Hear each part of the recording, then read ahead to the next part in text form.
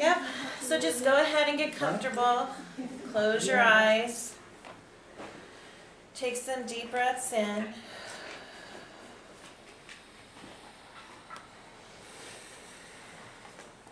And I'm just going to guide you through a little meditation to bring the energy up in the room as if it can go up any further, but guess what, it can.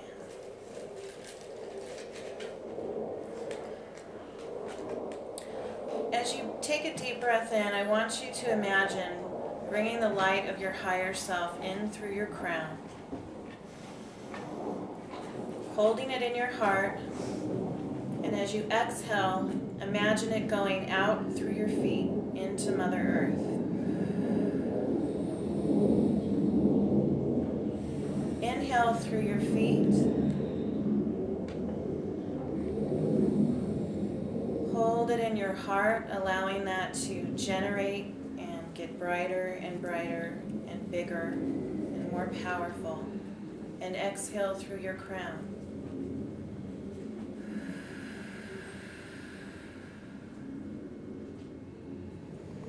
This time, breathing in through the crown and through your feet. Holding in your heart. And exhaling out your heart chakra.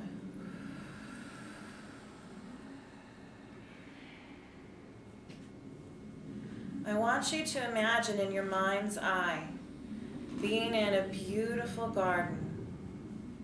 There are rolling hills of grass around you. Beautiful trees, the most vibrantly colored flowers. Feel the grass beneath you as you walk over to a bench. You are just relaxing, taking in all the sights, all the sounds, all the texture, the smells, everything about this beautiful garden.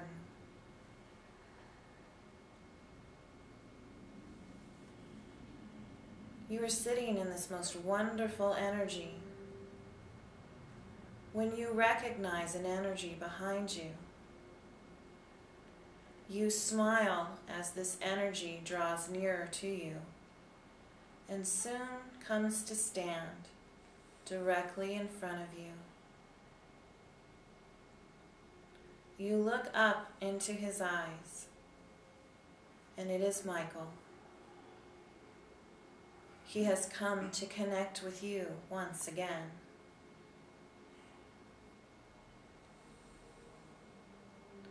Look into those most powerful eyes and feel the love that he has for you.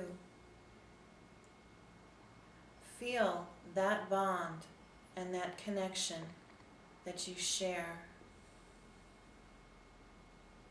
He sits beside you, holding your hands.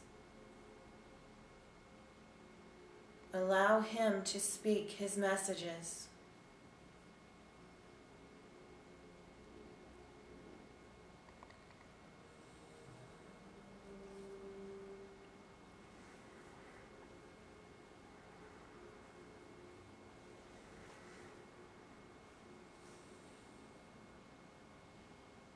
Michael comes to each of us this day. He comes to the collective, to the whole. He comes to speak truth, to assist, to explain, and to share. Allow his energy to wash over you.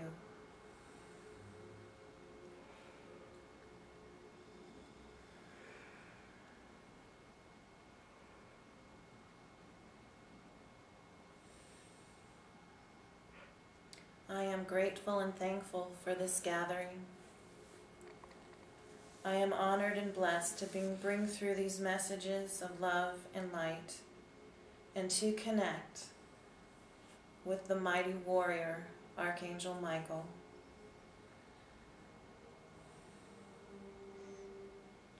And with these words, I release and allow his energies to come through.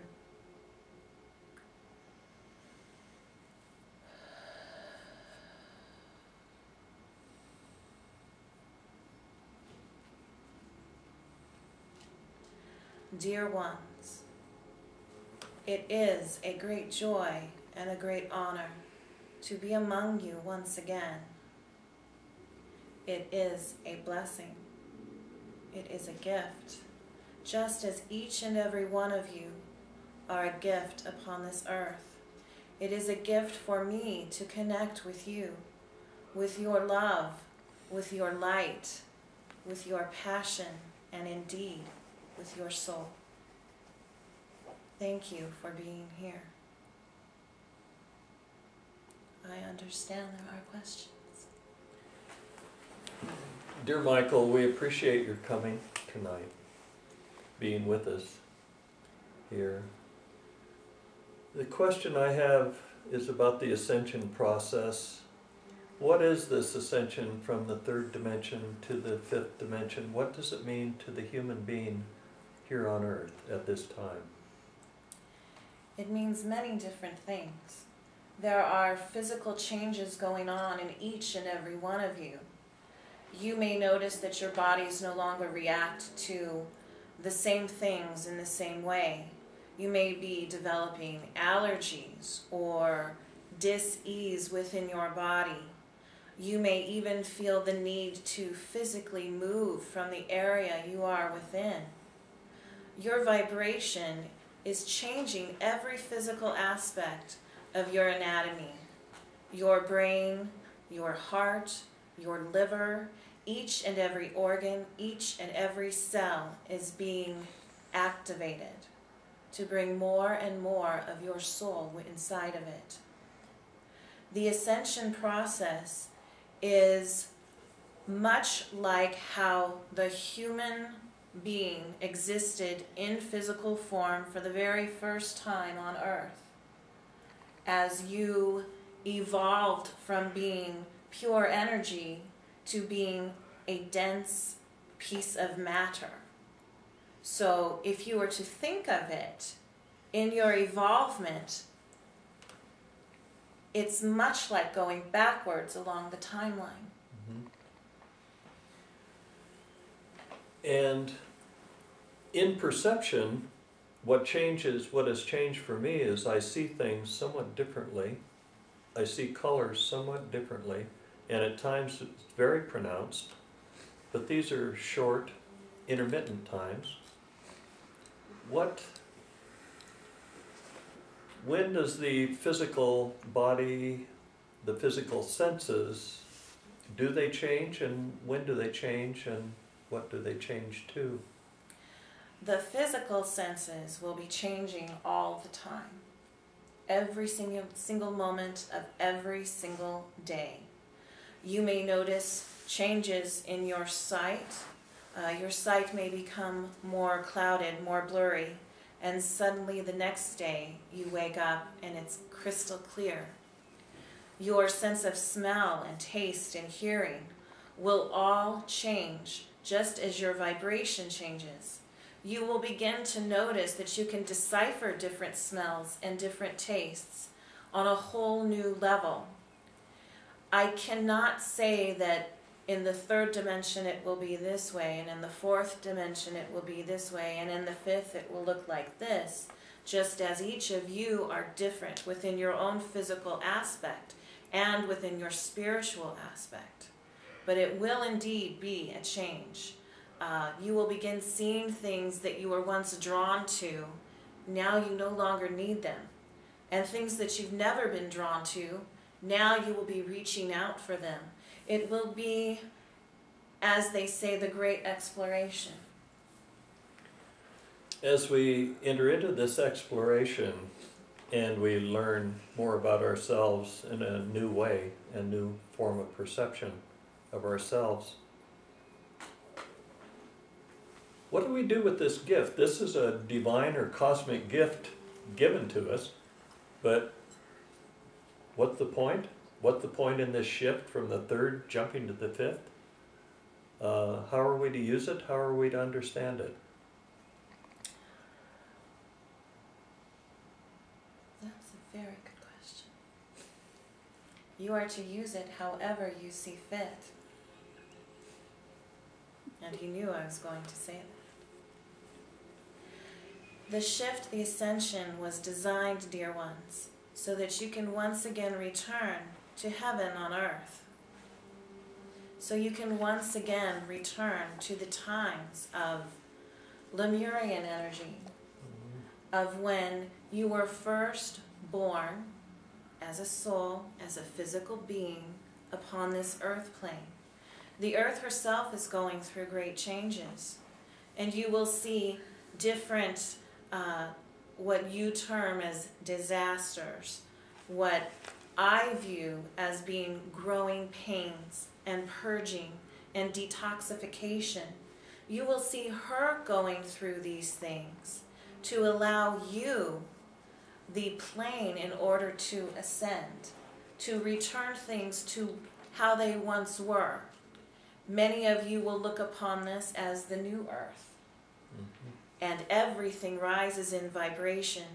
So those that are of a lower vibration can no longer exist once this ascension is complete. So if there's a new earth, then there must still be an old earth. And what happens to the old earth? The old earth remains. And do people remain on it in that dimension? Yes. So if that's a third dimensional earth, is it a third dimensional earth, the old earth? Does it stay third dimensional? That is to be undetermined at this time. Okay. Then the new earth is a fifth dimensional earth, or evolving beyond that? Evolving beyond that. And then the people that are riding that ship are evolving beyond that also? Yes. So what is unity consciousness as we're to understand it now? How are we to understand that in our lives now?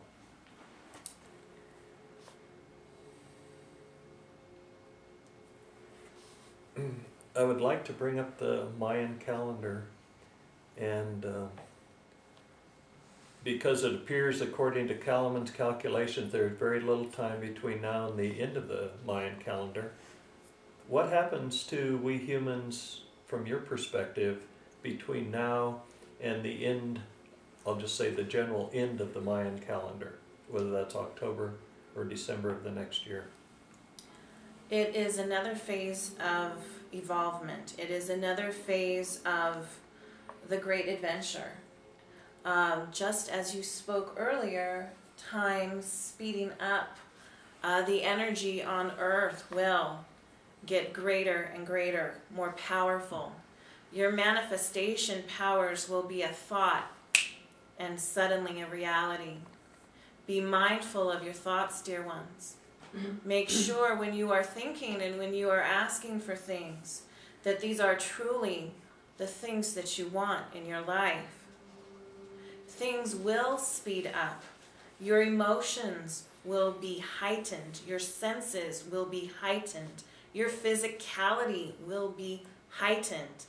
Things that you have been putting off or things that you have been hiding from will come to the surface, and you can decide whether you wish to purge them and heal, or if you need to hold on to them and gain more understanding. There is no end of days in sight because of what you are creating now and the energy that has passed for the last 10 to 20 years here on this plane. Are we creating this new earth with our thoughts and our dreams and our intentions of what we do? Yes. And if we make an error, or if we procrastinate, as I'm prone to do, I mean, does that throw the whole thing out of balance? Hopefully not.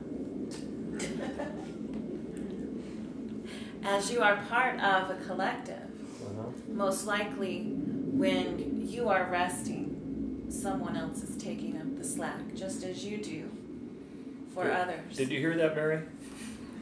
I did. Good, thank you. I got backup. That's great. And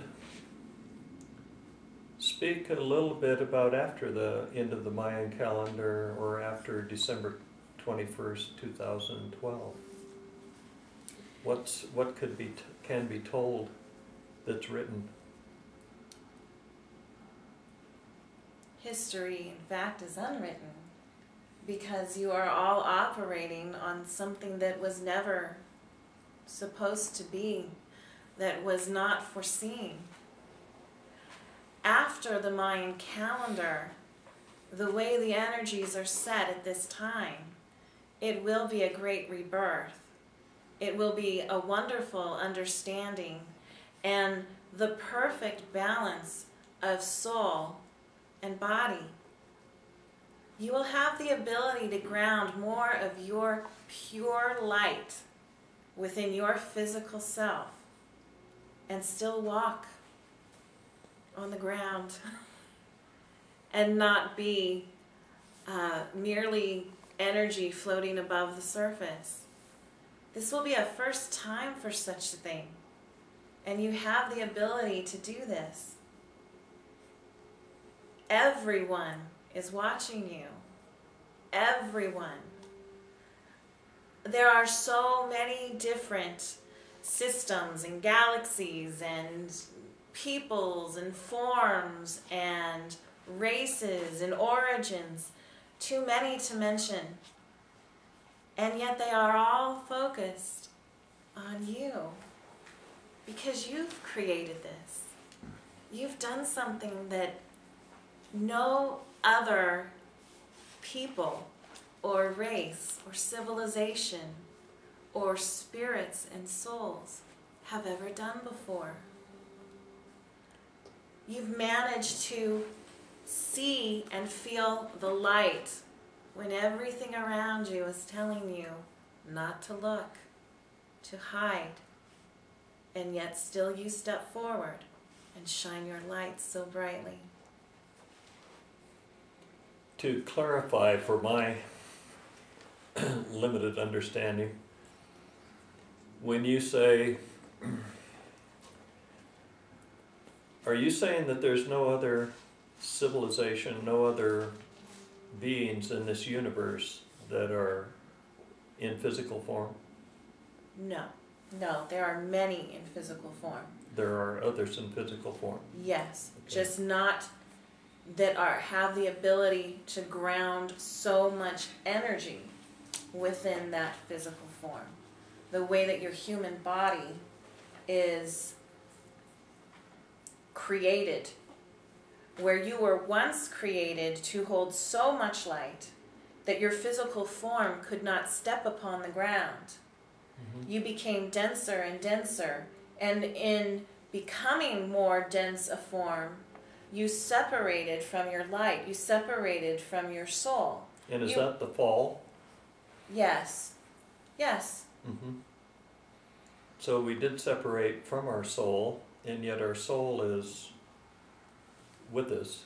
Yes. Around us. And within us. Definitely.